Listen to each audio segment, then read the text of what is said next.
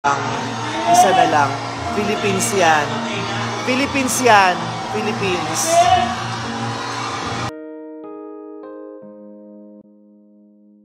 Hindi na nakapagpigil si Vice Ganda sa naganap na results ng Top 5 sa Miss Universe 2023. Naimber na ang batikang komedyante host na si Vice sa lumabas na Top 5 sa Miss Universe.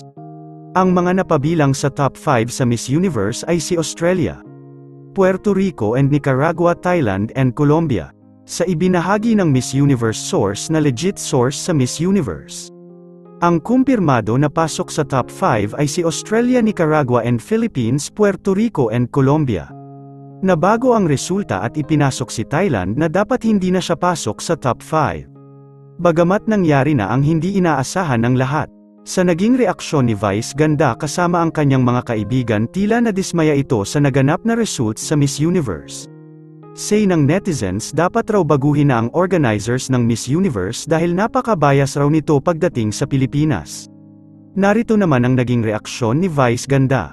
So tignan nga natin kung makakakain pa yung mga bakla after na nangyari sa Miss Universe. Kasi kanina ang lalang ng kain natin ng breakfast, mataas ang spirito natin at ang energy. So, ito, ay malungkot siyang kumukuha ng kanin. Parang gusto ni Best Red Horse.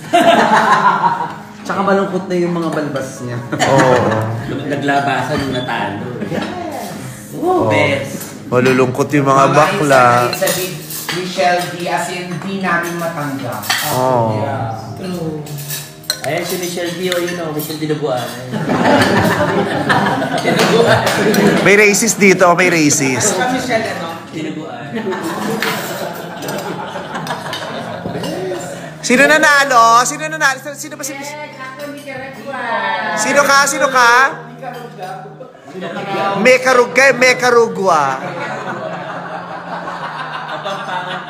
First runner-up lang. Deserve it. Those 5 women are so close. Save of our USA, girl, but those women deserve it. Those 5 women are so close. Deserve it. Those 5 women are so close. Save of our USA, girl, but those women deserve it. Those 5 women are so May something talaga na nangyari sa naganap na results ng Top 5 sa Miss Universe.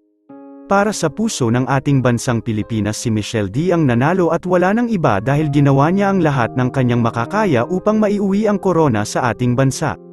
Yun lamang po. Ano ang masasabi mo sa balitang ito? Comment mo sa ibaba.